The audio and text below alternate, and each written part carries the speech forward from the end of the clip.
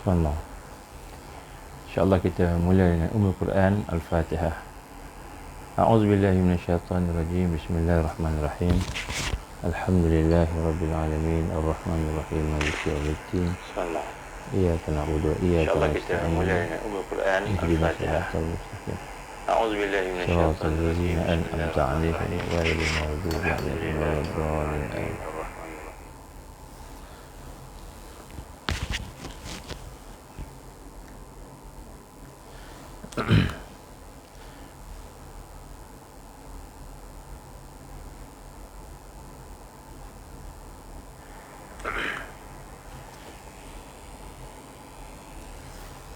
A'udzubillahi samil alim minasyaitonir rajim. Bismillahirrahmanirrahim.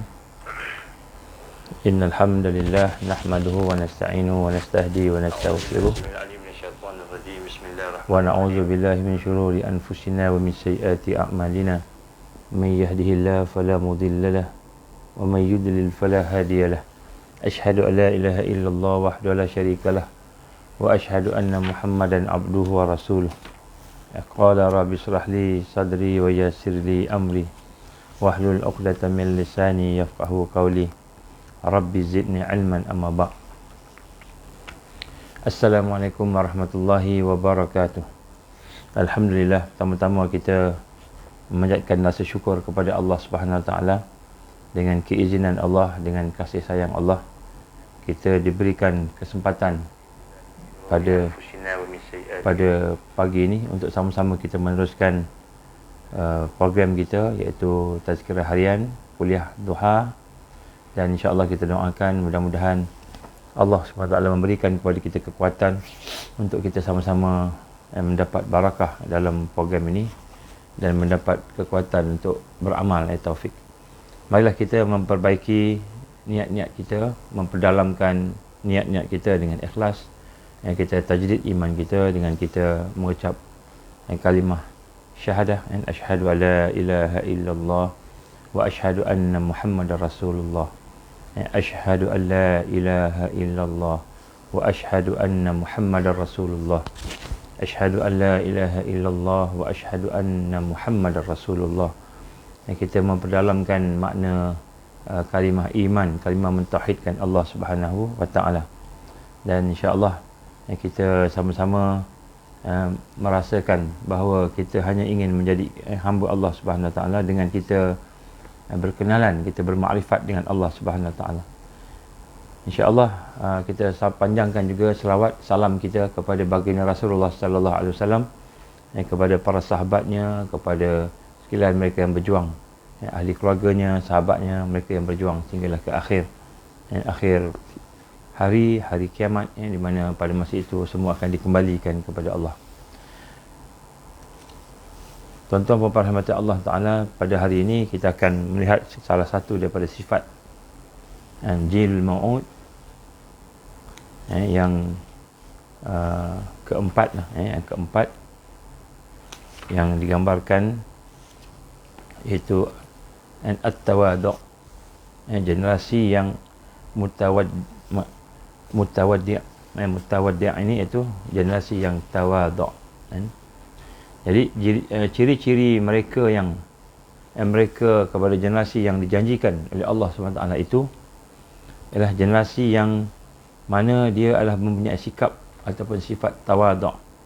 Tawadhu' ni bagaimana yang ditekankan oleh Allah Subhanahu Wa Taala di dalam Al-Quran, dalam firman dalam surah Al-Maidah ayat 54. A'udzubillahi minasyaitonirrajim. Bismillahirrahmanirrahim.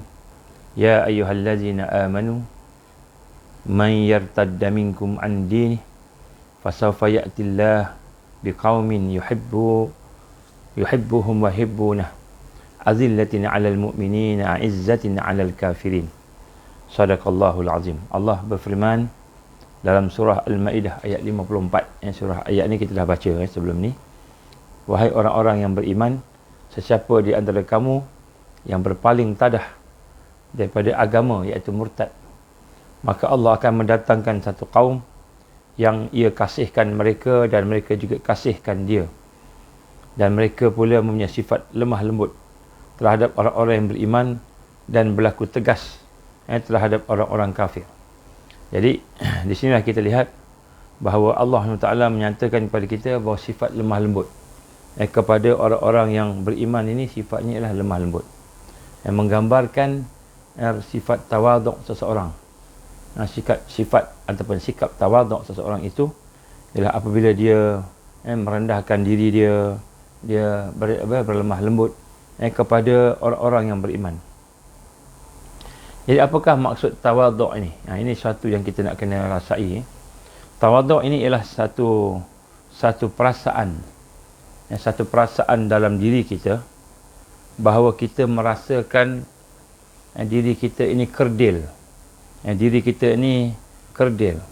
Itu perasaan di mana seseorang itu melalui kehidupan seharian, melalui kehidupan seharian kita, akan dengan terlihat kesan-kesan tawaduk itu dalam pergaulan, dalam tingkah lakunya, bersama dengan Allah, maknanya kita dengan Allah, kita dengan diri kita, dan kita dengan orang ramai. Kita dengan diri kita dan kita dengan orang ramai. Jadi tawaduk ni merendah diri. Perasaan tawaduk seorang hamba kepada Allah terhasil daripada pandangan kepada hakikat dan asal kejadiannya. Jadi kita melihat Allah ni, kita bersama Allah dalam keadaan kita merasakan hakikat dan akan asal kejadian kita, merasai bahawa hakikat diri kita ni hanyalah seorang makhluk yang lemah, yang dhaif, yang jahil. Kita ni lemah, tak ada apa, kita ni tidak ada apa-apa, kita ni dhaif, kita ni jahil. Di samping itu menyedari akan asal kejadian daripada tanah dan air yang terhina. Melalui perasaan ini ia akan merasai keagungan dan kesempurnaan Allah Subhanahu Wa Taala dan kehebatan Allah Subhanahu Wa Taala. Baik. Mengenai tawaduk kepada Allah Subhanahu Wa Taala ini, saya nak mengaitkan dengan satu perkara yang penting di dalam ayat Allah Subhanahu Wa Taala, iaitu berkenaan dengan mentauhidkan Allah.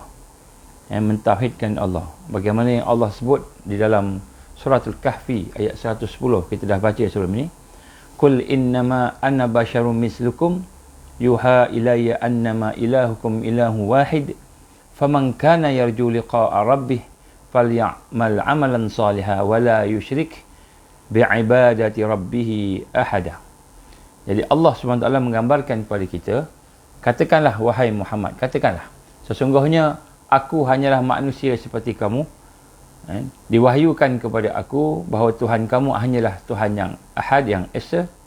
Oleh itu sesiapa yang percaya dan berharap akan bertemu dengan Tuhannya, hendaklah dia mengerjakan amal yang soleh dan jangan dia mempersekutukan sesuatu pun dalam ibadahnya.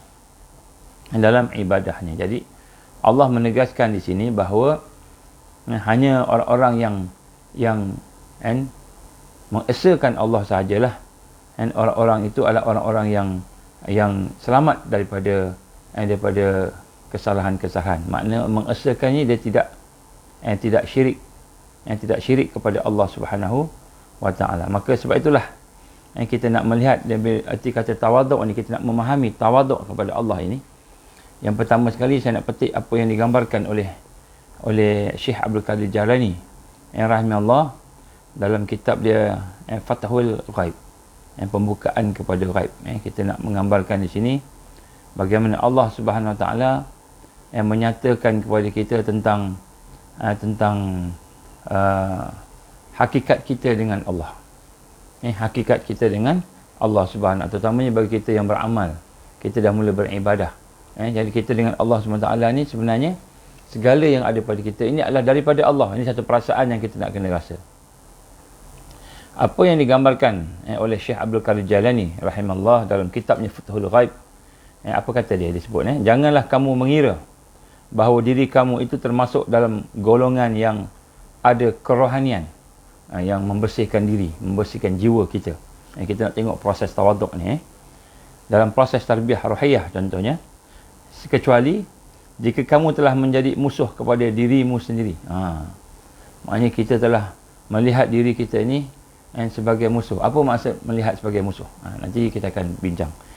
Dan terpisah daripada anggota badan kamu, kaki dan tangan kamu, dan memutuskan hubungan kamu dengan kewujudan kamu, dalam gerak, dalam diam kamu, dengan pendengaran kamu, penglihatan kamu, dengan percakapan kamu, pegangan kamu, dengan usaha dan tindakan kamu, dengan apa saja yang datang daripada kamu sendiri. Jadi sebenarnya yang pertama sekali, apa yang dimaksudkan oleh Syekh Abdul Qadir Jalani rahimahullah, bagaimana kita nak merasai tawaduk kepada Allah Subhanahu Wa Taala ini dengan kita membuang syirik dalam diri kita.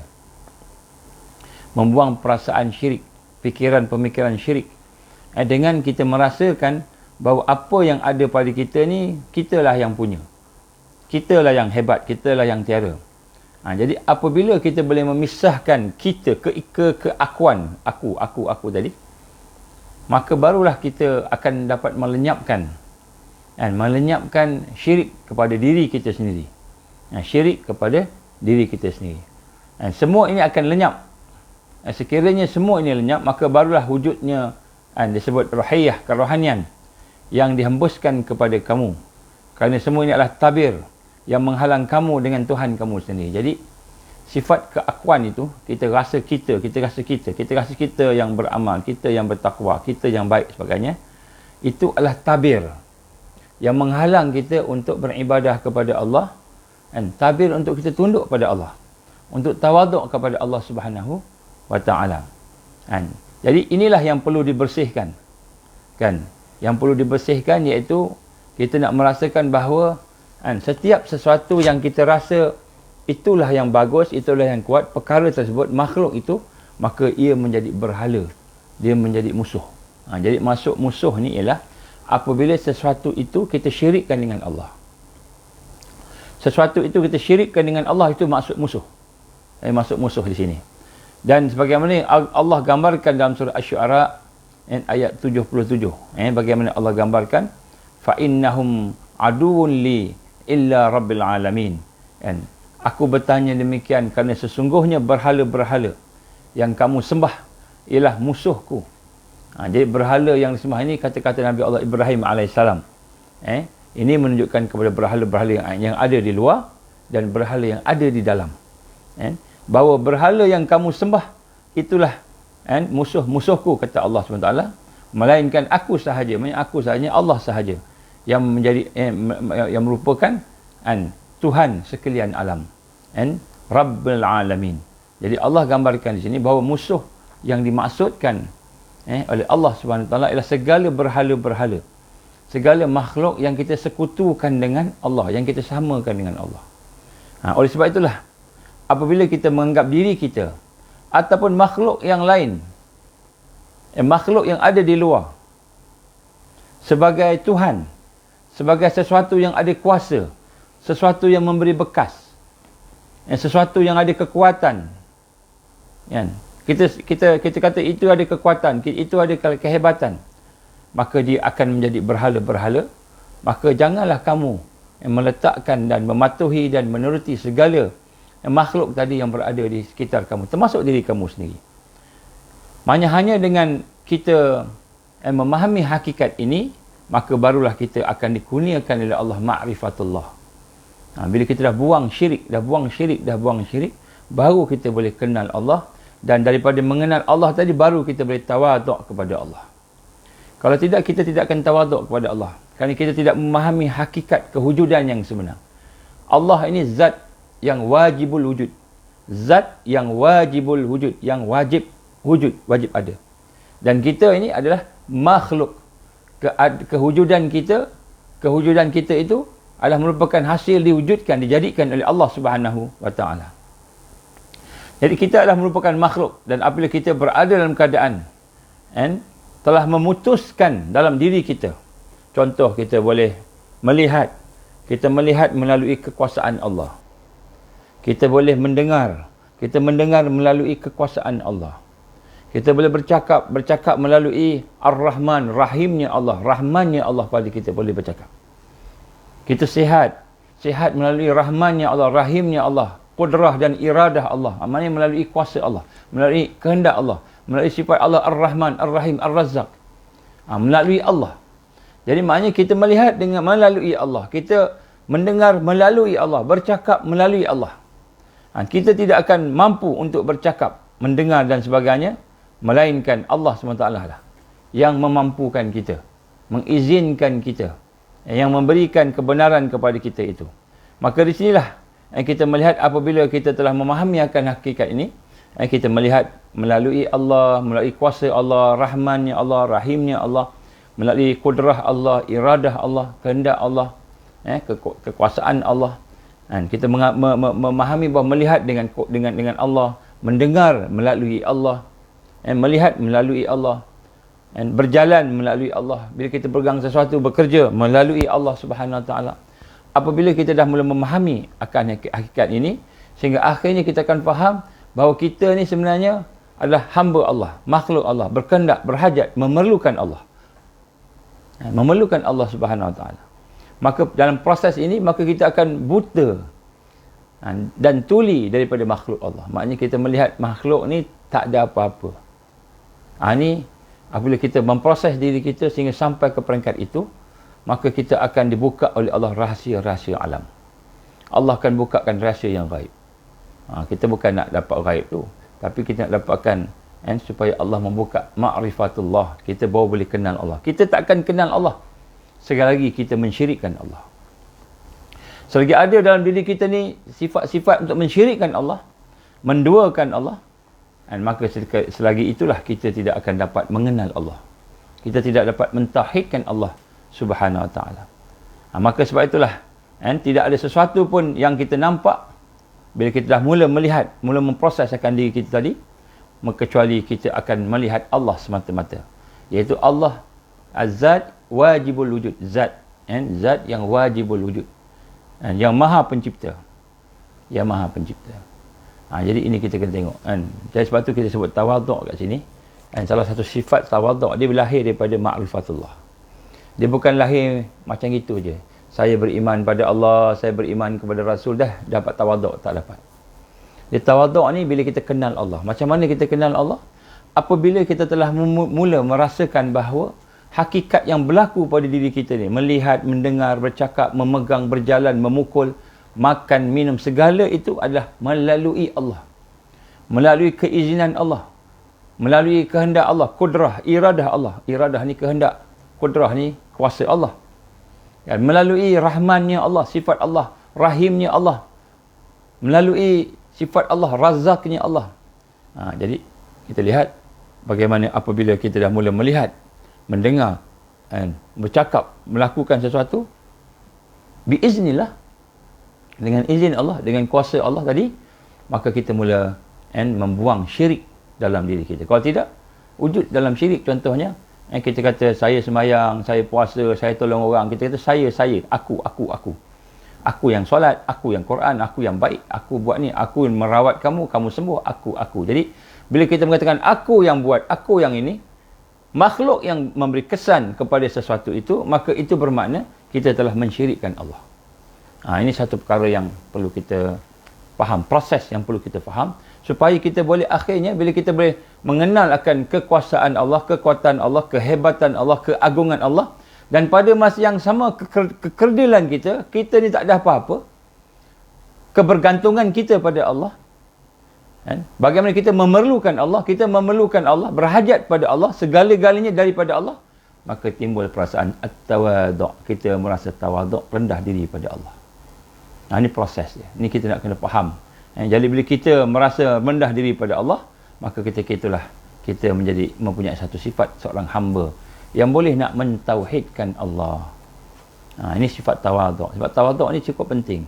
Sebab itulah lagi banyak, lagi tinggi perasaan kita untuk merendahkan diri pada Allah, lagi tinggi, lagi sempurnalah ubudiyah kita kepada Allah.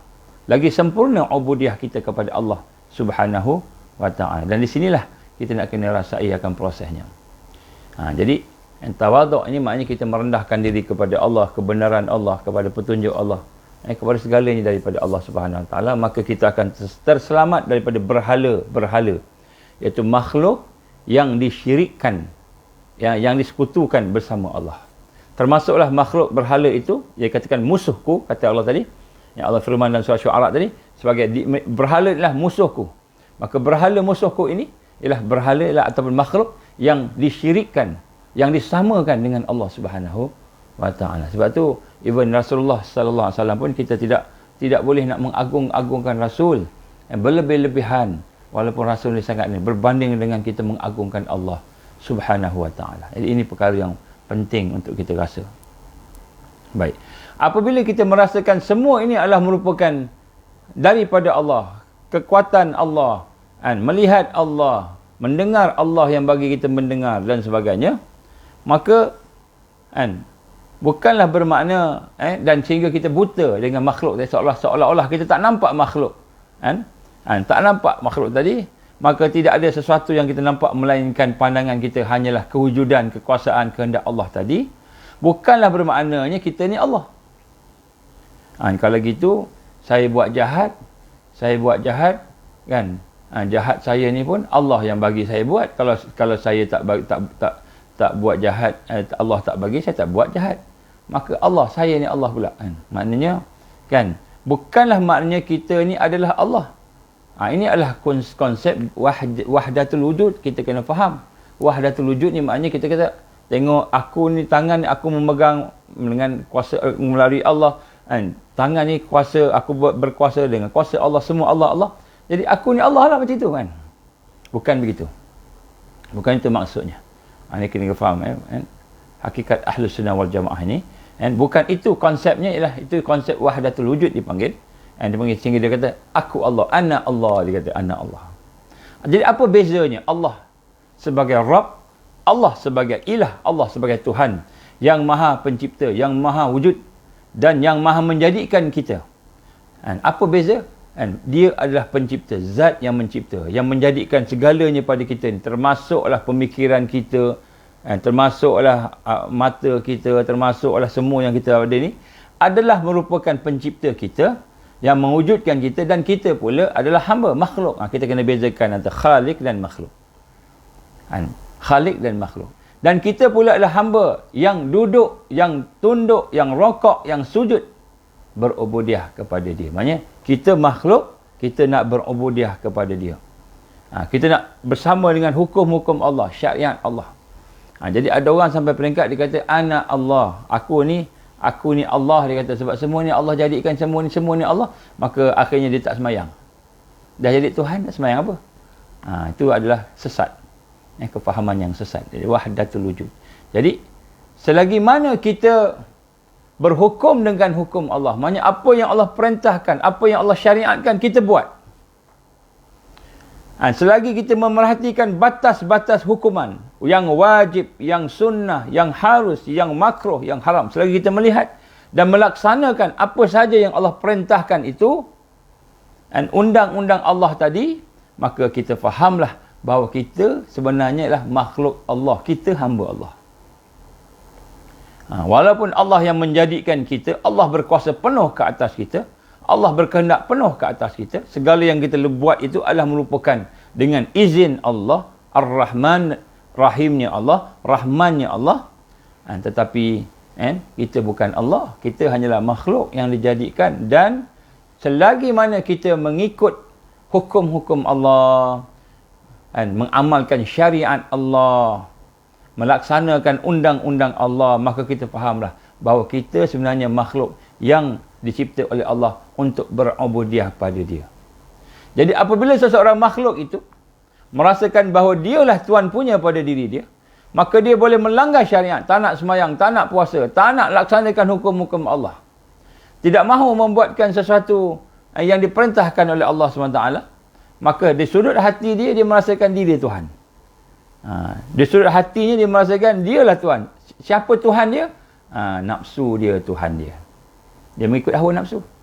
Afara'aita man ittakhaza ilahu hawa, maka kamu melihat orang-orang yang menjadikan Tuhan mereka itu nafsu-nafsu mereka, ataupun mereka menjadi Tuhan mereka, bos-bos mereka. Bos dia suruh buat apa pun dia ikut, walaupun maksiat dan mungkar, bertentangan dengan Allah. Kan, walaupun Firaun menyuruh dia, pemerintah menyuruh dia buat apa-apa bertentangan dengan Allah, maksiat dia buat juga.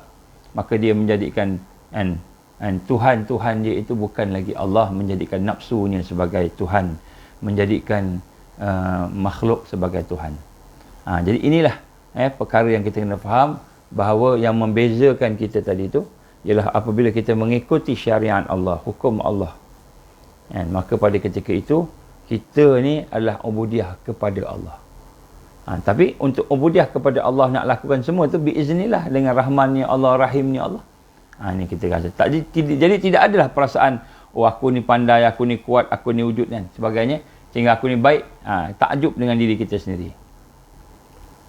Jika ada kehendak dan hukum Allah, syariat Allah yang hilang dari dalam diri kamu, jika kita ni tidak melaksanakan syariat Allah, kita tak melakukan apa yang Allah perintah, Allah perintah solat, kita tak solat.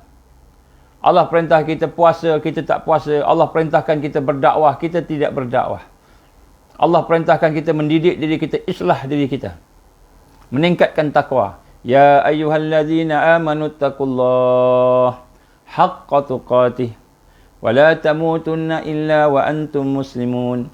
Allah perintah kita, wahai orang beriman, bertakwalah kamu pada Allah, tingkatkanlah takwa kamu sehingga sebenar-benar takwa, haqqa tuqatih, dan jangan mati melainkan dalam Islam. Allah perintah kita duduk dalam tarbiyah. Allah perintah kita meningkatkan diri kita. Allah perintah kita berdakwah. Wa man ahsanu qawlan mimman da'a ila Allah. Kan? Siapa lagi yang terbaik daripada orang yang mengajak manusia kepada Allah? Kan? Jadi Allah perintahkan kita dengan berjihad, jihad haqqa jihadi, jihad sentiasa diperbaiki. Jadi apabila ada di kalangan, ada hukum-hukum Allah, ada syariat Allah yang hilang daripada kita, yang kita engkar, yang kita bermaksiat, berdosa, melakukan mungkar dan dosa itu, maka ketahuilah bahawa ketika itu kita sedang diuji oleh Allah. Kita sedang diuji oleh Allah, dipermainkan oleh syaitan dan diperkudakan oleh nafsu. Jadi maknanya bila kita tengok diri kita contohnya tercebur ke dalam dosa, melakukan maksiat, melakukan perkara yang Allah larang, maka kita tahu pada masa itu kita sedang dipermainkan oleh syaitan. Kita sedang diuji oleh Allah. Allah uji kita. Diperkudakan oleh nafsu. Maka janganlah kita berputus asa, bertaubat, kembali semula kepada Allah. Kembali semula kepada hukum-hukum Allah. Kembali semula kepada apa yang telah disyariatkan oleh Allah Subhanahu Wa Taala. Berpegang teguh kepada Allah Subhanahu Wa Taala. Kita jauhkan diri kita daripada nafsu-nafsu kebinatangan. Sebab setiap perkara yang tidak sah, tidak menurut hukum atau undang-undang Allah, maka dia tidak termasuk dalam iman. Tidak termasuk dalam iman. Jadi ini perkara yang kita nak kena rasa. Ni kadang-kadang kalau kita tak faham akan hukum Allah ni, syariat ni, sebab tu seorang yang berdakwah, seorang yang guru yang mursyid, kadang-kadang kita jumpa ada satu soalan, macam mana nak tahu guru yang mursyid? Guru yang ni kan, yang ada cahaya sebagainya. Salah satu sifat guru yang mursyid, murabbi misali yang mursyid itu, yang boleh memandu mengenal Allah ni, dia faham di mana syariat tadi. Dia faham syariat Allah kat mana, kedudukan dia. Walaupun dia kata saya nak mengenal Allah sampai kita kata kita merasakan dekat dengan Allah, sampai kepada Allah, kita melihat dengan Allah, mendengar melalui Allah, bercakap melalui Allah, kita sebut tadi sehingga dia kata memang kita ni tidak terlepas daripada mentauhidkan Allah dalam segala aspek kehidupan kita. Tidaklah bermakna kita ni Tuhan, kita ni jadi Allah, tetapi kita ni hamba Allah. Sebab tu orang tak faham, akhirnya dia kata tak payah semayang lah, tak semayang lah, dah apa yang aku buat ni baik belaka, zikir apa semua dah baik, tak payah semayang, tak payah apa, tak apa nak buat maksiat pun tak apa. Sebab apa nak buat maksiat? Tak apa, sebab itu Allah, perbuatan Allah. Ini kefahaman yang sesat. Kefahaman yang sesat. Sebab tu syariat tak boleh tinggal. Yang wajib, yang sunnah, yang harus, yang makruh, yang haram, tak boleh ditinggalkan. Itu hukum tu kena ada. Dan dalam hal tauhid, mentauhidkan Allah juga, kita kena faham akan hukum. Kita kena bezakan khaliq dan khaliq itu pencipta, dan makhluk yang dicipta. Jadi kita adalah makhluk. Apa tanda kita makhluk? Kita bergerak semua biqadrillah, dengan kuasa Allah, biqudratillah, dengan sifat Allah, rahmannya Allah, rahimnya Allah. Kita bergerak, kita bercakap sebenarnya, sehingga kita tak rasa kita tak rasa sombong tak ada dah. Apa nak sombong? Kita bercakap pun dengan izin Allah. Kalau Allah tak izin kita cakap, boleh kita bercakap. Adakah kita mampu nak solat kalau Allah tak bagi kita taufik untuk solat? Adakah kita mampu untuk baca Quran kalau Allah tak beri kekuatan pada kita untuk baca Quran, untuk keizinan untuk baca Quran? Tak boleh. Maka bila kita memahamikan hakikat itu, maka kita akan rasa rendah diri pada Allah. Kita rasa memerlukan Allah. Memerlukan Allah. Kita memerlukan Allah. Amat memerlukan Allah. Allah pilih kita ada iman, ada Islam. Allah pilih kita. Allah bagi kekuatan pada kita. Maka kita rasa itu daripada Allah. Ini rahsia. Rahsia yang kebanyakan manusia tak nampak. Kenapa? Kerana manusia tertipu dengan apa yang dilihat, apa yang didengar.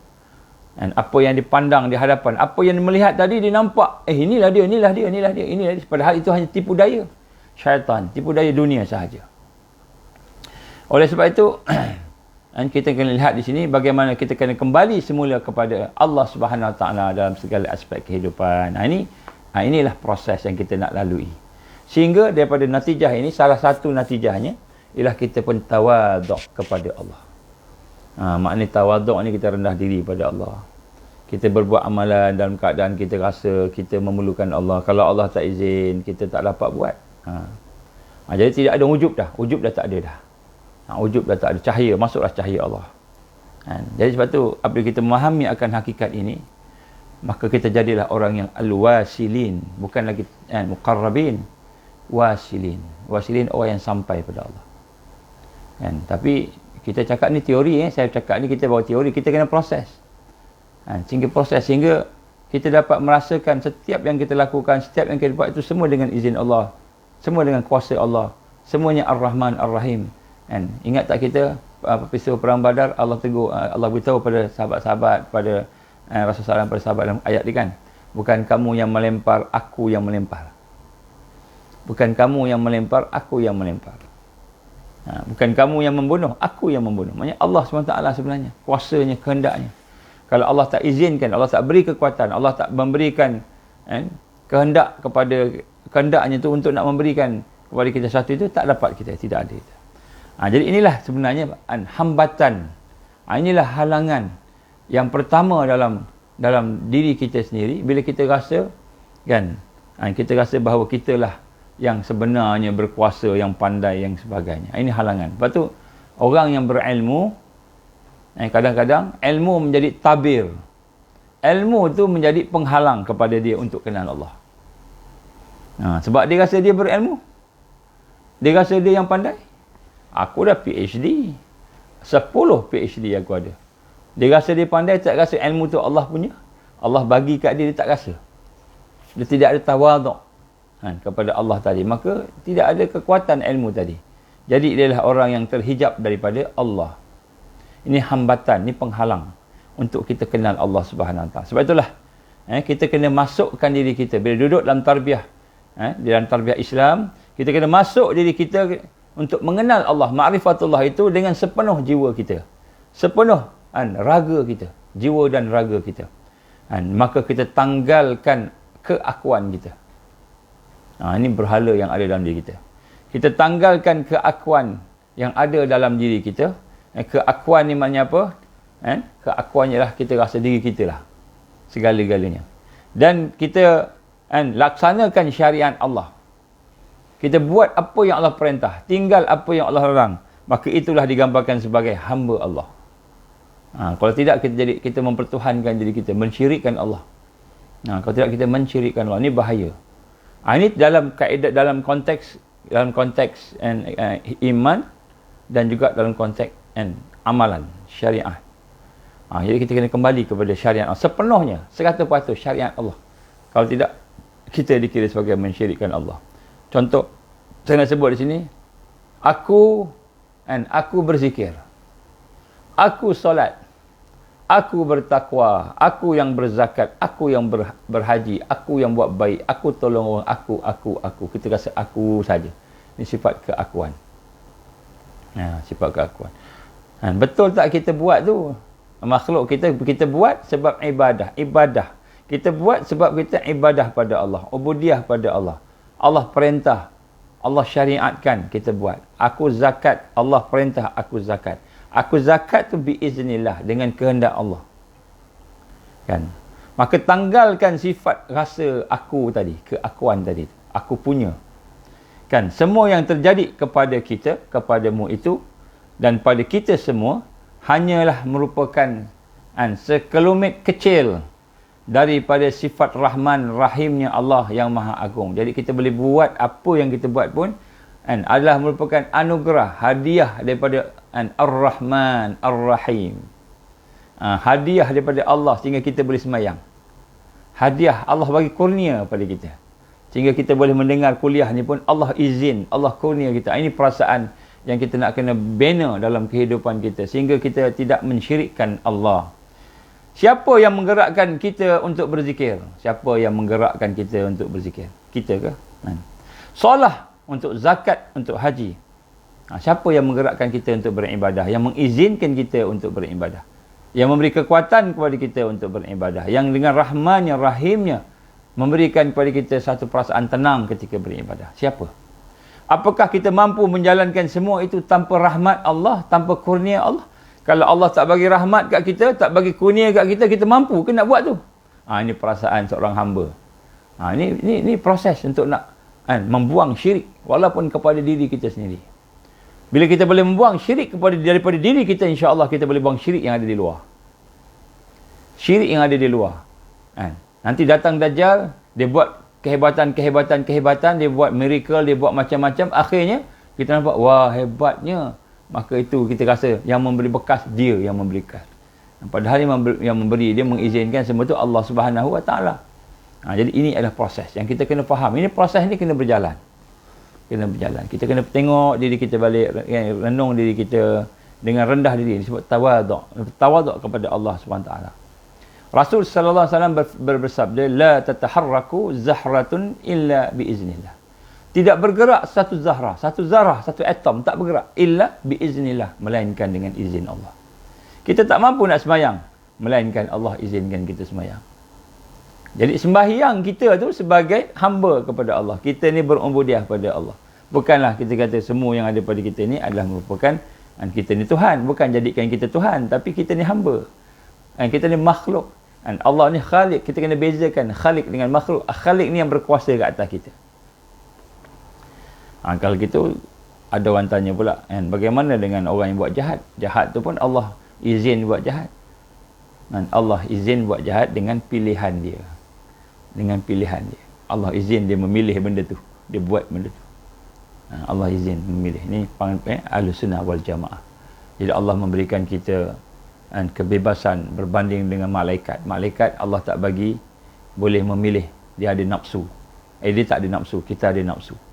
Diuji dengan nafsu. Kita boleh memilih, tapi kita diuji dengan nafsu. Jadi nafsu tu jadi Tuhan. Bila kita ikut nafsu, maka kita jadi hamba nafsu. Bila kita ikut Allah, kita menjadi hamba Allah. Bila kita beribadah, maka kita menjadi beribadah kepada Allah, kita jadi hamba Allah. Itu maknanya makhluk. Bila kita beribadah kepada nafsu, maka kita akan jadi hamba nafsu. Wa iyazbillah min zalik. Sebab tu Allah gambarkan dalam surah An-Najm, wa hadainahun najdain. Depan kamu ada dua jalan. Sama ada kamu memperhambakan diri pada Allah atau memperhambakan diri pada ghair Allah, selain Allah. Dua je, tak ada lain. Kita ingat ada tengah-tengah, ada orang-orang yang munafik yang tak nampak. Ada orang munafik pun dia mengambil selain Allah. Orang munafik pun kafir juga. Jadi dia ada orang yang beriman dengan yang tidak beriman. Beriman, tidak beriman. So bila beriman dia jadi hamba Allah. Bila tidak beriman, hamba ghair Allah, selain Allah. Dia mensyirikkan Allah Subhanahu Wa Taala dalam ibadah dia. Sama ada ibadah tu dia syirikkan dengan diri dia sendiri, dia jadikan nafsu dia sebagai Tuhan, dia ikut apa nafsu nak. Nafsu kata buat maksiat, dia pun ikut, mata pun buat apa yang dia nak. Telinga buat, dengar apa yang dia nak dengar. Ini maknanya dia menjadikan dirinya hamba kepada nafsu, dia mensyirikkan Allah. Jadi sebab tu kita nak kena faham akan hakikat ni, proses ni. Bagi mereka yang baru masuk, saya minta kalau boleh tengok daripada awal, sebab penting benda ni didengar daripada awal. Maka yakinlah. Sebelum tu Allah itu maha suci. Allah maha suci, subhanallah. Allah maha suci. Untuk kita mengenalnya, untuk kita kenal Allah, maka hati kita, roh kita, batin kita, wajiblah kita bersihkan. Jadi kita tak akan kenal Allah, tidak akan makrifat dengan Allah, tidak akan mendekati Allah, takarrub dengan sebenar-benar takarrub, sehingga kita bersihkan syirik yang ada dalam diri kita. Sehingga kita membersihkan segala kekotoran yang ada dalam diri kita. Sifat-sifat mazmumah, sifat kotor yang ada dalam diri, yang tercela dalam diri kita. Dalam arti kata lain, suci bermakna kita menanggalkan sifat-sifat yang tercela dalam diri kita, bermula dengan mensyirikkan Allah. Itu kena buat tu. Dan kemudian kita melihat secara kasar dan secara halus. Yang halus ni apa? Yang halus ni kita rasa aku yang buat ni, aku yang berkuasa ni. Kita masih tak rasa bahawa lillahi ma fis samawati wa ma fil ard. Kita masih tak rasa bahawa Allah, kepunyaan Allah semua yang ada di langit dan di bumi. Kita rasa kita punya. Rumah ni kita punya. Betul Allah bagi kita pinjam rumah tu, tetapi itu Allah punya. Allah nak ambil boleh tak? Bila-bila dia boleh ambil. Allah nak bagi bila-bila dia boleh bagi. Itu dia punya. Kita boleh tak? Kita bina cari duit buat. Itu pun dengan izin Allah semua. Jadi ringkasnya tanggalkan sifat-sifat keakuan diri. Aku tanggalkan. Merasa diri paling pintar, paling bertakwa, paling baik dan lain-lainnya. Yakinlah dengan seyakin-yakinnya bahawa diri kita ni adalah ibaratkan satu titik nokta dalam huruf ba. Ini orang tasawuf lah. Nak sebut kat sini, ibaratkan kita ni satu titik, tak ada apa, yang menjadi sumber kepada kejelasan manifestasi rahsia yang Maha Esa. Jadi kita yakinlah bahawa yang kita angkat tangan nak pegang, nak buat ni, nak genggam, mata yang melihat, telinga yang mendengar, lidah yang bercakap, diri kita yang solat, yang zakat, yang pergi haji, pergi umrah, yakinlah bahawa segala yang ada pada kita merupakan manifestasi, satu pertunjukan, satu gambaran tentang Allah Subhanahu Wa Taala, kuasa Allah, Rahman Allah, Rahim Allah. Ini adalah latihan. Ini kena latih. Yang ini kita kena. Sebab tu kita kena banyakkan la ilaha illallah, la ilaha illallah, la ilaha illallah. Kenapa? Ada orang tanya, macam mana nak rasa macam mana yang saya cakap ni? Macam mana kita nak rasa macam mana kita cakap? Kita tak rasa kalau hati kita kotor. Kita kena tajdid iman kita. Macam mana tajdid iman? La ilaha illallah, la ilaha illallah. Kita mulakan dengan yang paling mudah sekali kata Nabi apa? La ilaha illallah. Zikir. Bila kita zikir, maka Allah akan angkat, cabut titik hitam dosa-dosa kita. Tuan-tuan rahmati Allah, kenapa kita susah nak kenal Allah? Kenapa kita susah nak ikhlas? Kenapa susah nak bersyukur? Sebab dosa kita. Dosa yang ada pada kita ni jadi gelap. Hati kita jadi gelap, tak nampak, tak rasa. Kalau saya katakan, kita melihat dengan kuasa Allah, kita melihat dengan izin Allah, kita melihat dengan rahmannya Allah, rahimnya Allah, kita rasa tak? Kita tak rasa. Kenapa tak rasa? Hati kita keras dan berdosa. Dosa kita ni banyak tutup kita ni, tak nampak. Tak nampak. Jadi sebab tu macam mana nak tawaduk pada Allah? Macam mana nak tawaduk Allah? Kita tak nampak, tak rasa, tak dengar, tak melihat, tidak mengesani kekuasaan Allah pada diri kita. Kita tak boleh kesan. Kenapa? Hati kita. Hati kita tidak bersihkan. Hati kita tidak kita lembutkan. Macam mana nak lembutkan, bersihkan hati kita? Salah satunya ialah zikrullah. Buat benda yang wajib, tinggal yang haram. Yang haram ni tuan-tuan, kita bayangkan kalau kita benda yang haram, kalau besar dosanya besar, dia tutup hati kita habis. Kita ulang lagi dosa besar, tutup lagi. Ulang lagi dosa besar, tutup lagi. Contoh, kita tak solat. Tinggalkan solat wajib. Tinggalkan solat wajib ni, Allah tutup habis hati kita. Gelap. Tuan-tuan, masa kita muda-muda dulu, masa kita remaja dulu, berapa banyak solat yang kita tinggalkan. Betapa gelapnya hati kita. Baik. Saya solat, berapa banyak solat yang kita buat yang tidak khusyuk. Di dalam solat tu ada kegelapan. Di dalam solat tu ada syirik. Berapa banyak kita solat tapi tidak khusyuk. Umur dah 60 tahun, umur dah 50 tahun, umur dah 70 tahun, 40 tahun, 30 tahun. Kalaulah kita dah solat bermula daripada umur 10 tahun, katakanlah kita balik umur 10 tahun. Dah 20 tahun, 30 tahun, 40 tahun, 60 tahun, 70 tahun, 80 tahun sembahyang. Tak khusyuk. Dan kenapa sembahyang tidak khusyuk? Sebab ada dosa di dalamnya. Ada dosa di dalamnya. Sebab tu kita tak mampu nak khusyuk. Sama ada dosa sebab jahil, tidak ilmu, tidak berilmu. Atau dosa sebab kita mensyirikkan Allah. Betapa gelapnya hati kita ni tuan-tuan. Gelap hati kita ni. Sebab tu saya sebut ni, untuk kita nak kenal Allah, nak tawaduk pada Allah ni, kita tak boleh rasa. Kenapa? Kita kena proses. Sebab tu kena bertaubat. Siapa yang tinggalkan solat, kita ingat kita tinggal solat, umur kita daripada berapa tahun, solat, qada solat tu balik. Qada solat, minta ampun ke Allah. Jangan kita qada, kita rasa puas hati, aku dah semayang, aku dah do favor to Allah. No. Kita qada semayang kita. Kita qada sembahyang kita, yang kita tahu, kita yakin kita tinggalkan, daripada tahun berapa kita tinggalkan, qada setiap waktu. Dan kita minta ampun kepada Allah. Ya Allah, dulu aku jahil, sekarang aku dah tahu. Dulu aku susah, sekarang aku dah mula, hati aku dah mula mengenal Engkau. Ya Allah, ampunkan aku. Qada. Yang semampu kita. Ulama kata kena qada. Adalah ulama kata tak payah qada kan. Tapi kita ambil lah dalam hal kita nak kembali pada Allah, kita ambil lah dalam yang lebih syadid sikit kan. Qada. Semampu kita.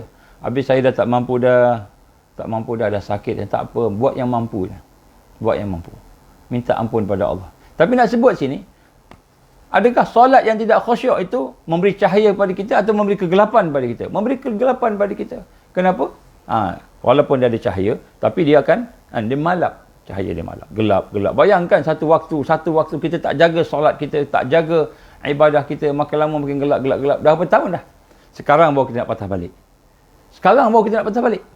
Maka di sinilah bila kita lakukan ini cahaya, dosa kita ni, kita istighfar, kita minta ampun, kita perbaiki, maka Allah akan tambah cahaya. Allah akan cabut kegelapan. Akhirnya bercahaya. Sebab tu saya kata banyakkan la ilaha illallah, la ilaha illallah. Banyakkan la ilaha illallah. Ini bukan untuk diri saya. Dia bukan untuk diri orang lain, tak, untuk diri kita sendiri. Untuk diri kita sendiri. Kita kena buat, banyakkan selawat. Allahumma salli ala Muhammad. Mudah-mudahan paling ringan sallallahu ala Muhammad, sallallahu ala Muhammad, ataupun Allahumma salli ala Muhammad. Paling lah. Istighfar, astagfirullah. Ini untuk diri kita, sebab diri kita ni banyak kegelapan. Sebab tu saya sebut sini, bila saya gambarkan apa yang saya gambarkan tadi, iaitu berkenaan bagaimana kita nak kenal Allah, mesti kita tak boleh mensyirikkan Allah. Kalau kita mensyirikkan Allah, kita takkan kenal Allah. Walaupun kita tahu teorinya, kita dah hafal lah sifat-sifat Allah. 20 sifat wajib, 20 sifat mustahil, 1 sifat harus. Sifat 20. Sifat yang wajib yang maknawi. Apa sifat wajib yang maknawi? Mungkin kita dah hafal dah, tahu dah semua sekali. Dan kita dah tahu dah asma Allah, sifat Allah, dah hafal dah nama-nama Allah, 99 nama dah hafal. Tapi kita tak kenal Allah. Kenapa tak kenal Allah? Rupa-rupanya dalam hati kita ni ada syirik. Kita masih lagi takjub dengan diri kita sendiri. Kita masih lagi ada perasaan-perasaan untuk mengambil nilai manusia, iaitu riak. Mengambil nilai manusia, kita nak riak. Itu syirik. Kita sombong, takbur. Membesar diri kita, kata kitalah. Maka itu adalah merupakan syirik juga kepada Allah Subhanahu wa ta'ala. Jadi ini kita nak tengok. Jadi apabila kita membersihkan syirik, termasuk syirik terhadap diri kita sendiri, maka ketika itu Allah akan buka cahaya. Mula kita kenal dia, nampak cahaya dia, kenal dia. Nampak tipu daya Dajjal ni, nampak tipu daya Dajjal. Nampak tipu daya Zionis, nampak. Kalau tak nampak. Allah Subhanahu wa taala firman apa? Walan tarda ankal yahud walan nasara hatta tattabi'a millatahum. Jangan kamu sekali-kali rasa okey, elok, senang kan. Zionis menguasai satu dunia ni, Zionis menguasai. Kita tiba-tiba kita baik sangka dengan Zionis. Kita baik sangka dengan Nasara yang musuh Islam. Zionis Yahudi yang musuh Islam, kita baik sangka dengan dia.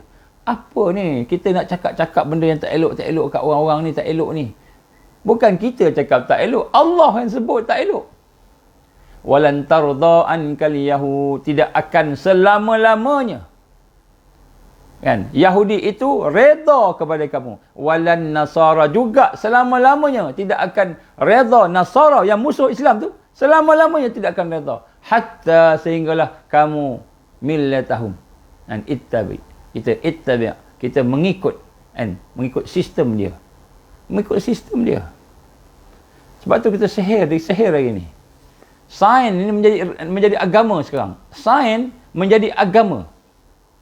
Kalau tidak ada sains, kita kata tak boleh terima. Sehingga kita terpaksa pula cari ayat Quran nak membenarkan sains tu. Kalau tak relevan Islam. Islam tak relevan sebab sains tak sama dengan sains. Nampak tak? Sains jadi agama dah. Sains jadi agama. Baik, jadi sebab tu kita nak melihat di sini bagaimana kita perlu memproses diri. Sebab tu saya sebut proses yang saya sebut sebelum-sebelum ni kita kena buat. Walaupun saya cakap secara laju, setiap satu hari satu, tapi tuan-tuan kena tengok balik, perhatikan balik. Nak mengenal af'al Allah kan? Nak mengenal perbuatan Allah. Nak mengenal sifat Allah, nak mengenal nama-nama Allah, zat Allah. Nak mengenal. Bila kita mengenal tu maknanya kita kena lalui proses tu. Sebab tu la ilaha illallah, la ilaha illallah. Sahabat-sahabat tu zikir. Jangan kita tak zikir. Sahabat-sahabat dulu pun zikir. Dengan Rasulullah SAW zikir. Kan? Jadi kita nak kena buat. Kan? Barulah kita akan dapat membina sifat tawaduk kepada Allah. Maka perasaan hati kita itu seharusnya diterjemahkan. Bila kita rasa diri kita ni rendah diri kepada Allah, memerlukan pada Allah dengan kefahaman, bila kita mengenal Allah tadi, yang saya dah sebut tadi awal-awal tadi, maka barulah kita boleh menterjemahkan perasaan hati kita itu, ilmu kita itu dengan satu gambaran. Hinanya aku, kehinaan aku, rendahnya aku ni hamba Allah sahaja, aku ni hamba aja.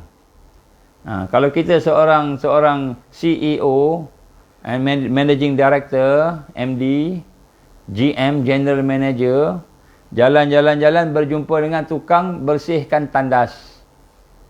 Tukang bersih tandas, kita GM, CEO, paling tinggi lah dalam syarikat tu, pengurusi. Jumpa dengan orang tukang cuci tandas. Yang tidak ada education, tak perlu qualification apa pun, tak belajar pun boleh cuci tandas. Maka kita melihat orang cuci tandas, dengan perasaan kita rasa diri kita ni lebih baik daripada dia. Yang main-main, jangan main-main. Takut termasuk dalam tu. Kita rasa diri kita lebih hebat daripada dia. Tawaduk, apabila kita melihat manusia. Nanti kita kata sekali. Manusia kita tengok sekali. Ni kan dengan Allah ni, seorang tukang cuci melihat CEO, melihat MD, melihat GM, melihat bos dia, seorang tukang cuci yang tak ada apa-apa knowledge, tak ada ilmu, gaji pun murah sangatlah. Maka dia rasa rendah diri pada bos dia. Dia rasa rendah diri pada CEO. Dia rasa rendah diri pada MD dia, Managing Director, GM, General Manager. Dia rasa rendah diri. Kenapa?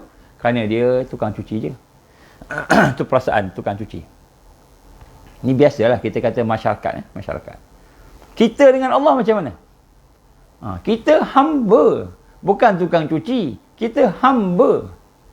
Lebih teruk daripada tukang cuci. Allah pencipta kita. Allah yang bagi rezeki pada kita. Yang bagi kesihatan pada kita. Dia yang bagi. Agaknya macam mana perasaan kita sepatutnya. Ini adalah tawaduk. Maka perasaan ini akan digambarkan dengan rasa kehinaan. Kita rasa kita hina, rendah diri kepada Allah. Dan kebesaran Allah. Kita rasa Allah ni maha besar, maha hebat. Sampai kita nak cakap ni pun Allah izin baru kita boleh cakap. Allah izin baru kita boleh cakap. Kita nak melihat dengan mata, Allah izin baru kita boleh melihat. Kalau Allah tak izin, buta mata kita. Buta mata kita. Tapi kita tak rasa. Tak rasa memerlukan Allah, tak rasa. Kita tak rasa. Sebab dosa kita tadi. Sebab syirik kita lah. Kita rasa kita yang melihat. Kan? Allah gambarkan, aku yang melempar, bukan kau melempar. Aku yang membunuh, bukan kau membunuh. Bukan kau yang melempar, aku yang melempar. Bukan kau yang membunuh, aku membunuh. Ayat Quran. Allah gambarkan hakikat dia sebenarnya. Ini perasaan. Dia perasaan rendah diri, kan? Merasai kebesaran Allah Subhanahu wa ta'ala, merasai keperluan dia kepada Allah. Dia perlukan Allah. Bukan saja Allah ni maha hebat, maha besar, Allah Al-Jalal, Allah Al-Azim. Bukan merasakan Allah ni maha agung sahaja, tapi dia rasa, kita rasa memerlukan Allah. Itu maksud tawaduk. Kita rasa perlukan Allah. Kita rasa rendah diri pada Allah, sehingga kita tidak menyombong, tidak menyombongkan diri kita. Kita berjalan di atas muka bumi dengan perasaan kita ni hamba Allah. Maka barulah kita sedar bahawa apa yang Allah beri pada kita. Allah bagi kesihatan, Allah bagi kekuatan, Allah bagi kekayaan, Allah bagi kesempurnaan, Allah bagi kita ada potensi. Baru kita nampak ini Allah bagi. Baru kita nampak. Kan? Baru kita nampak. Kalau tak nampak, tak rasa pun. Kita ingat kita punya, aku ni jadi doktor pakar bedah ni, aku belajar 10 tahun. Kan? Tangan aku ni hebat lah. Boleh bedah, boleh apa sebagainya. Kita rasa kita yang pandai. Nampak tak? Jadilah kita mensyirikkan Allah. Orang yang mensyirikkan Allah tidak akan kenal Allah. Allah takkan bagi ilmu ma'rifatullah. Tak bagi. Bila kita tak kenal Allah, kita tidak boleh ibadah pada Allah dengan sempurna. Ada je syirik kat situ. Sedangkan Allah perintah wala yusyrik bi ibadati rabbih ahada. Jangan kamu mensyirikkan Allah di dalam ibadah-ibadah kamu. Jadi apabila kita merasa itu, barulah kita merasakan, kan? Hebat macam mana pun kita, bos kita, CEO kita, GM kita, MD, kita raja, kita Perdana Menteri, kita Sultan, kita Agung, siapa pun kita di atas muka bumi ini, tetap kita hamba Allah yang hina. Tetap kita hamba Allah yang hina. Dan Allah yang maha mulia, yang maha agung, baru kita kenal Allah. Dan bila kenal Allah, baru kita boleh tawaduk pada Allah. Maka jadilah kita termasuk dalam golongan Al-Mahdiyin, orang yang mendapat hidayah Allah. Dan menjadi golongan orang-orang yang disebut Jilul Maw'ud. Jilul Maw'ud ni generasi yang dijanjikan oleh Allah.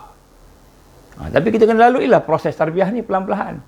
Jangan, tuan-tuan puan, bila kita rasa hina, rendah diri depan Allah tu, bukan kita rasa takut, rasa gelisah, tak. Kita lagi rasa kuat, lagi rasa tenang. Bayangkan, hari ni kalau kita rasa rendah diri, hina dengan makhluk, kita akan rasa lebih hina lagi. Contohnya, seorang raja hebat datang. Kita rasa, oh dia raja, dia hebat. Aku ni hanyalah rakyat biasa. Kita rasa kita hina dan kita rasa rendah. Rendah. Tapi bila kita meletakkan Allah sebagai yang mulia, kita ni dengan Allah, kita ni hamba Allah, kita rasa hina, kita rasa rendah, rasa memerlukan Allah, fakir, miskin pada Allah tadi, maka kita akan diberikan lagi kekuatan. Sebab kita dah menjadi hamba Allah, kita tak jadi hamba makhluk. Kita jadi hamba makhluk, apa yang makhluk tu boleh bagi kat kita kan? Kita jadi hamba sultan. Apa sultan boleh bagi kat kita? Boleh bagi pangkat datuk. Itu je. Setakat datuk. Datuk tak payah sultan boleh bagi datuk kan. Dapatlah cucu ramai-ramai. Dapatlah datuk kan. Orang kata datuk lain, tak kira lah datuk juga kan. Tapi perasaan tu, bila kita lebih hina, merasai lebih hina di sisi Allah, kita rasa Allah ni Tuhan yang sebenar, maka di situlah Allah akan naikkan sehingga kita rasa tenang, rasa kuat. Sehingga akhirnya bila kita mengenal Allah tadi dengan sebenar-benar kenal, Allah akan buka pula kasyaf. Allah akan kasyaf, buka pula sesuatu yang orang lain tak jumpa, kita jumpa. Malahan Allah bagi karamah pula, setengah-setengahnya Allah bagi karamah pula dia. Sebab dia dah tahu rahsia ni dia dah tahu. Dia dah proses. Maka Allah buka. Macam kita kata Allah uji kita. Kan? Allah uji kita. Macam kita lah. Saya pensyarah. Saya menguji pelajar saya. Saya uji ujian lah soalan. Kan? Dia tak tahu jawapan. Memang susah lah kat dia nak jawab soalan tu. Tetapi apabila dia dah tahu soalan tu. Bukan dah tahu soalan. Dah tahu jawapannya. Jawapan dah tahu. Kan? Maka bila bagi soalan kat dia, dia jawab, tutup mata pun dia jawab. Maksudnya Allah dah buka dah. Bila kita tahu, bila hati kita mendapat rahsia ini rahsia ni. Dan rahsia maknanya kita dapat buka yang gaib. Yang buka yang kita kenal Allah tu, gaib. Allah maha gaib kan. Maka ketika itu mungkin Allah akan buka kan, kasyafnya, karamahnya, itu jadi awliya Allah, jadi kasyaf, karamah. Maka Allah bagi kemudahan pada hamba-Nya. Allah tolong hamba dia. Ini disebut oleh Syekh Abdul Qadir Jalani rahimahullah. Ketika kamu telah membuang diri kamu daripada sebagai berhala, ketika kamu dah membuang makhluk yang lain sebagai berhala, iaitu kamu mensyirikkan makhluk dengan Allah, kamu dah buang dah makhluk, maka pada ketika itu Allah akan buka kepada kamu rahsia-rahsia yang tidak pernah kamu jumpa sebelumnya. Ini pengalaman Syekh Abdul Qadir Jalani rahimahullah. Pengalaman dia. Jadi dia kata, buang syirik kepada Allah, buang. Maka kita akan bertawaduk kepada Allah, kita rasa hina di sisi Allah Subhanahu Wa Taala, dan Allah akan memuliakan orang yang rendah diri kepada dia, maka lagi rendah diri daripada Allah, lagi Allah muliakan dia. Makhluk semua tak boleh lawan dia. Kenapa makhluk lain hina? Kerana makhluk lain mempertuhankan nafsu, mempertuhankan dajjal, mempertuhankan makhluk, mempertuhankan dunia. Maka yang dipertuhankan tu makhluk, sama macam dia juga makhluk, maka hina dia. Kita mahu mempertuhankan Allah, mengesakan Allah, maka kita mempertuhankan Tuhan yang sebenar, maka mulialah kita. Allah muliakan orang yang mentauhidkan dia. Maka walaupun kita tawaduk kepada Allah, sebenarnya kita menjadi mulia sebab kita mempertuhankan, merendahkan diri kita, merasa memerlukan diri kita kepada Allah yang sebenar, Tuhan sebenar. Tapi makhluk lain ni daripada orang lain, daripada makhluk diri kita sendiri ke iyazbillah misalnya. Jadi sebab itulah daripada tawaduk kepada Allah kan sampai kepada tawaduk kepada diri kita sendiri. Maka hakikat perasaan tawaduk terhadap diri kita itu ialah kita merasakan bahawa kita adalah makhluk paling hina. Jadi tawaduk pada diri kita sendiri. Yang pertama tawaduk pada Allah tadi. Yang kedua tawaduk kepada diri kita sendiri. Apa maksud tawaduk kepada diri kita sendiri? Kita rasa kita ni sebenarnya adalah makhluk Allah yang hina. Kita memerlukan Allah. Kita cakap ni pun dengan izin Allah. Kita cakap ni pun dengan rahmat Allah. Dengan rahimnya Allah, rahmannya Allah. Allah bagi izin, Allah bagi kekuatan. Kalau tak boleh bercakap. Kalau Allah tak bagi kekuatan, tak boleh bercakap semalam. Nak buat kuliah semalam, malam semalam kan. Allah tak izin. Adalah sebab-sebabnya. Allah izin tak boleh nak buat kuliah. Sampai saya sampai rumah pun dah pukul 10 lebih. Sampai rumah 10 lebih. Dekat pukul 11. Pukul 11. Lebih kurang itulah. Jadi nak buat macam mana dah lewat kan. Tak boleh nak buat. Allah tak izin. Allah nak suruh buat malam ni. Kalau Allah izin, kita buat malam ni insya-Allah. Nak sebut kita tak sebut ni, Allah tak izin. Kalau Allah tak izin kita bercakap, melihat, buta kita, buta mata kita. Kalau Allah tak izin kita melihat. Kalau Allah tak izin kita mendengar, pekak kita. Kalau Allah tak izin kita memegang, putus tangan kita. Allah tak izin. Tapi sekarang Allah yang beri keizinan. Jadi ini kita rasa. Jadi kita pun tawaduk dengan diri kita. Maksud tawaduk dengan diri kita ialah kita merasakan diri kita adalah makhluk Allah yang paling hina. Dan merasakan diri kita serba kekurangan, serba memerlukan Allah, memerlukan Allah. Itu jadi orang tu sentiasa berdoa pada Allah, sentiasa berzikir pada Allah, sentiasa minta ke Allah. Barulah jadi hati tu nak minta sebab dia rasa memerlukan. Hari ni kita tak rasa. Kita tak bimbang kenapa? Saya ada kerja, saya ada gaji. Hujung bulan ni ada makanan. Sebab apa? Gaji saya ni boleh beli makanan. Kita tak rasa Allah yang bagi kita beli makanan. Tak rasa. Tapi cubalah. Katakan ini bulan terakhir bos panggil kita. Ini bulan terakhir kamu bekerja kat sini. Ini bulan depan tak ada dah, kamu tak datang. Kenapa? Kita terpaksa kecilkan kita punya company sebab masalah bisnes dan perniagaan. Tiba-tiba kita pun bimbang lah. Bulan ni aja ada gaji, bulan ni ada makan, bulan depan tak ada makanan kot, kita mati kot bulan depan. Bimbang. Seolah-olah gaji itulah yang bagi makan kat kita. Pekerjaan itulah yang bagi makan kat kita. Hakikatnya Allah yang bagi makan. Tapi bimbangnya macam gitu. Kerana kita tak kenal Allah lagi. Pernah dengar cerita kisah seekor semut dengan Nabi Allah Sulaiman AS. Satu ketika Nabi Allah Sulaiman dia melihat semut bergerak-gerak, kemudian dia panggil seekor semut. Nabi Sulaiman boleh bercakap dengan semut, cakap dengan binatang, panggil. Maka Nabi Sulaiman berkata, engkau ni bekerja keras angkat makanan ni, 1 tahun berapa bajet engkau makan? Berapa bajet engkau makan? Maka dia kata, tuanku, 1 tahun kan bajet saya patik makan, bahasa kita patik makan ni kan, sebutir gandum. Sebutir gandum ialah bajet makanan seekor semut setahun. Maka okey macam ini. Dia pun masukkan semut tu dalam cawan, dalam gelas. Aku letakkan sebutir gandum ni dan aku akan tengok nanti. Dia letak. Maka semut tu duduklah, duduk sampailah setahun kan. Sulaiman pun pergi ke tempat tu tengok. Dia kata, engkau cakap 1 tahun sebutir gandum. Tapi kenapa setengah gandum macam ni? Apa jawapan semut tu? Ini semut yang beriman. Kita beriman tak macam semut? Cuba tengok. Apa semut kata? Tuanku, kalau patik duduk di luar, duduk di luar maknanya patik bergantung kepada Allah Subhanahu Wa Taala, maka suatu itulah patik akan buat macam mana biasa. Kan? Sebutir gandum, patik makan macam mana biasa. Tapi bila patik duduk dalam ni, yang boleh bagi patik makan ni tuanku. Maka patik tahu tuanku ni pelupa. Tuanku ni orang yang mungkin sibuk macam-macam, jadi patik spare separuh je, patik makan sikit-sikit. Sebab tuanku bukan Tuhan. Kalau patik tak ni, tiba-tiba tuanku lupa, 2 tahun baru tuan-tuan tengok, tak mati patik dalam ni kekeringan. Gitu lebih kurang lah. Nampak? Semut pun faham. Semut pun faham. Kita tak faham. Kita takut kerja kena buang. Kita takut rezeki tak ada. Kita kata, apa? Yang bagi kita makan, inilah kerja aku. Aku kerja ni nak cari makan, kita kata. Tuan-tuan, boleh tak kerja cari makan? Kerja cari makan. Tak boleh tuan-tuan dalam Islam, beriman. Kalau jom cari makan, tak apa. Jom cari makan, tak apa. Jom nak pergi makan, tak apa. Kerja cari makan, jangan kerja itu ibadah. Kerja itu ibadah. Tukar, kerja itu ibadah.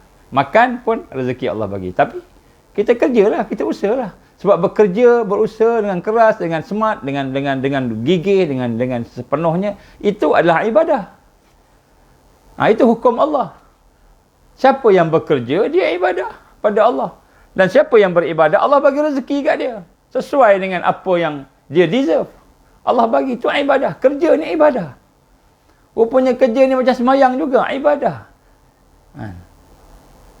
Jadi barulah kita betul konsep hidup kita ni. Jadi semua hidup kita nak ibadah. Qul inna salati wa nusuki wa mahyaya wa mamati lillahi rabbil alamin. Jadi tawaduk kepada diri sendiri ialah apabila kita merasakan diri kita ni makhluk yang hina, yang lemah, yang memerlukan pertolongan Allah. Bukan hina dan lemah daripada manusia. Bukan hina dan lemah pada musuh Islam. Bukan hina dan lemah kepada makhluk. Hina dan lemah pada Allah. Itu baru kita mentauhidkan Allah. Barulah kita mentauhidkan Allah. Dan meletakkan diri kita di tempat yang rendah. Di sisi Allah Subhanahu Wa Taala, kita tidak sombong dengan Allah. Nabi Musa AS telah menggambarkan kerendahan hati padanya ketika baginda seorang diri terpaksa menanggung bebanan dakwah. Maka ketika Nabi Musa ni minta berdakwah, dia seorang-seorang diri saja nak selesaikan semua, maka Nabi Musa pun minta, ya Allah, minta supaya saudara aku Harun wa akhi Harun, dia minta supaya saudaranya Harun itu supaya saudara dia tu boleh bantu dia. Sebab Nabi Musa ni kalau kita ingat, ketika dia kecil-kecil dulu kan ada satu peristiwa, dia tarik janggut Fir'aun. Dia tarik janggut Fir'aun sampai merah muka Fir'aun. Muka Fir'aun dah merah, sakit sampai macam nak mati dah. Sebab dia memang, dia tarik, dia geram dekat Fir'aun ni. Kan? Satu ketika dia tarik, dia tak lepas, kalau tak lepas mati Fir'aun. Lebih kurang gitulah. Sakit sangat.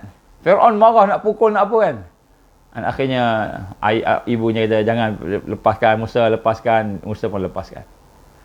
Kemudian dia kata, derhaka ni, anak derhaka dia kata. Kalau kecil-kecil dia tarik janggut aku macam nak mati, besok dah besar agaknya dia tarik kepala aku, cabut kepala aku. Lebih kurang macam tu. Fir'aun marah pada Musa. Maka kata Aisyah kata, Alah budak kecil, apa dia tahu? Dia tak tahu apa-apa, tak boleh fikir. Maka dia ambil arang, bara. Arang yang ada bara api. Dia ambil, dia suruh Musa makan. Makan. Nak tengok berakal tak berakal. Musa tak nak makan. Musa tahu. Malaikat ambilkan tangan dia, masuk dalam lidah. Dia buang. Maknanya, dia ni seolah tak berakal. Itu lidah dia macam tak berapa sihat. Jadi bila dia dah besar, Allah jadikan dia sebagai Rasul, nak menyampaikan, maka dia kata, aku tak mampu. Lidah aku tak boleh, aku tak fasih bercakap. Aku tidak fasih bercakap. Maka dia gambarkan, ya Allah, berilah aku seorang kawan bantu. Harun, minta Harun, saudara dia. Nabi Harun. Maka Harun menemankan Musa AS. Bila benda-benda yang ni, Harun akan cakapkan bagi dia. Dan di sini kita lihat, bagaimana Allah SWT, walaupun Musa tu boleh, dia boleh bercakap juga dengan baik kalau ni diizinkan Allah, tapi dia minta Harun dan dirasakan kelemahan dia itu, maka Musa melaksanakan tugasan dakwah dengan penuh dedikasi cemerlang. Jadi perasaan tawaduk ini tidak pernah mencalonkan diri untuk melakukan apa pun gerak kerja. Jadi tawaduk ini menunjukkan kita tidak berebut-rebut jawatan, kita tidak berebut-rebut kepimpinan. Tak apalah orang lain ambil, tak apa, tak ada masalah, kan? Kita rendah diri kita pada Allah. Kita rasa diri kita ni memerlukan bantuan Allah. Begitu juga dia tidak menganggap diri layak untuk melaksanakan sesuatu. Apabila orang lain calonkan, dia rasa tak layak. Maknanya rendah diri pada Allah. Jadi apabila dia merasa tak layak dan rendah diri pada Allah, orang lantik dia dan dia dapat jawatan tersebut, maka di situlah Allah akan tolong dia. Allah akan tolong dia. Macam kita lah, bila kita rasa kita tak mampu dan sebagainya, maka Allah akan tolong kita. Allah akan tolong kita. Kemudian ada lagi, tawaduk kepada manusia yang lain, tawaduk kepada sahabat-sahabat kita. Itu antaranya lah. InsyaAllah saya rasa mungkin cukup sekat ni. Dah 11.45. Kita mula pukul tadi 10.30. Jadi tu insyaAllah sikit sebanyak. Sebab yang balik, apa yang kita nampak di sini ialah salah satu daripada sifat orang-orang yang dijanjikan oleh Allah yang akan menang, ialah mempunyai sifat tawaduk. Tawaduk iaitu dia rendah diri. Dan tawaduk ini dia tidak akan datang melainkan dengan proses untuk kenal Allah. Tawaduk bermulakan dengan tawaduk kepada Allah. Rendah diri kepada Allah. Bila dia kenal Allah, masa dah cerita panjang tadi, cuba tengok baliklah apa yang saya sebut tadi, barulah dia akan boleh nak bersifat tawaduk. Dan kemudian tadaruk. Tadaruk ni dia merasakan memerlukan Allah, merasakan fakir, memerlukan Allah Subhanahu. Jadi insya-Allah tuan-tuan dan puan, marilah sama-sama kita menghiaskan diri kita dengan sifat-sifat ini, supaya mudah-mudahan Allah akan berkati kita dan Allah akan bukakan hidayahnya, taufiknya kepada kita, supaya kita mudah-mudahan akan dapat menjadi orang-orang yang diberikan kekuatan dan kemenangan, insya-Allah. Jadi inilah insya-Allah tuan-tuan, mudah-mudahan Allah memberikan kepada kita barakahnya dan keampunan kepada kita, insya-Allah. Itulah sedikit sebanyak apa yang baik daripada Allah Subhanahu Wa Taala. Kalau ada kelemahan kekurangan, ada daripada sebab diri sendiri yang lemah, diri sendiri yang memang lemah, hamba lemah, tapi dengan izin Allah, dengan izin Allah. Sebab tu kita nak sampai sentiasa kita nak merasakan bahawa kita perlukan sentiasa bertaubat, kembali kepada Allah, meningkatkan diri kita, baiki kelemahan kita, minta pada Allah kekuatan. Jangan kita sangka kita kuat, kerana kekuatan yang ada pada kita itu daripada Allah. Kita bukan kita punya, Allah punya. Sebab tu kalau kita jadi ketua, kita kena laksanakan tanggungjawab. Kenapa? Ketua tu adalah amanah, tanggungjawab yang Allah beri.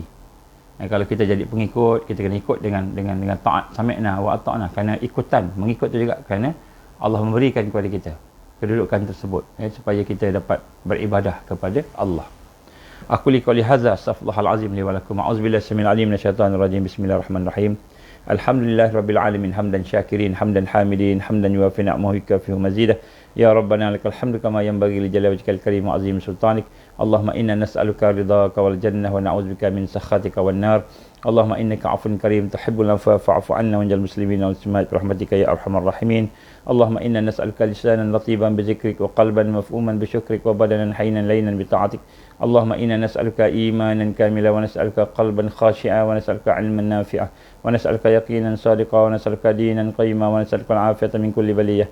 ونسألك تمام الغنى عن الناس وهب لنا حقيقة الإيمان بك حتى لا نخاف لنا جوارك ولا نعبد شيئا سواك واجعل يدك مبسوطة علينا وعلى أهلنا وأولادنا wa ma'ana bi rahmatika wa takina ila anfusina tarfata 'ain wa la aqalla min zalika ya ni'mal mujib. Rabbana atmim lana nurana waghfir lana innaka 'ala kulli syai'in qadir. Rabbana atina fid dunya hasanah wa fil akhirati hasanah wa qina azaban nar. Wa sallallahu alaihi wasallam Muhammad wa ala alihi wa sahbihi baraka wa sallam. Subhana rabbika rabbil izzati amma yasifun wa salamun alal mursalin walhamdulillahi rabbil alamin. InsyaAllah tuan-tuan, yang belum solat duha, solatlah duha. Dan kemudian sebar-sebarkan apa yang kita bincang, mudah-mudahan dapat manfaat kepada semua insyaAllah. Wabillahi taufiq wal hidayah. Assalamualaikum warahmatullahi wabarakatuh. InsyaAllah malam ni, insyaAllah.